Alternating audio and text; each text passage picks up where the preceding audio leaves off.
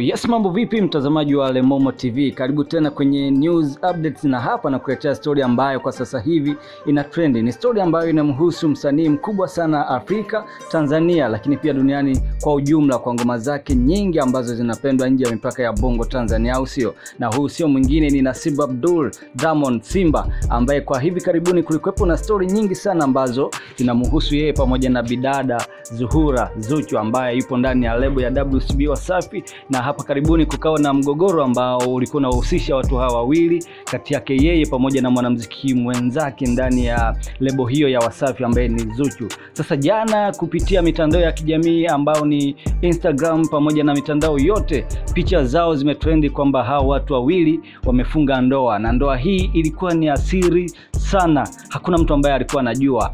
Na tumejaribu kuongea na mama yake mzazi ambaye ni Khadija Kopa, mama yake na Zuchu, kujua ni namna gani ambavyo yeye ameshirikishwa, lakini pia kujua kama alikuwa na taarifa kuhusiana na hiki kitu na nini maoni yake ambayo anayatoa mara baada ya wawili hawa kupitia changamoto, lakini sasa hivi wameingia rasmi kwenye ndoa. Kama ambavyo picha hizi hapa nimekuwekea na videos zikimuonyesha Zuchu pamoja na Diamond Platnumz wakiwa kwa Sheikh wanafungishwa kama ambavyo unaona hapa, lakini pia mara baada ya hapo wapo pamoja kwenye gari hapa kama ambavyo unaona.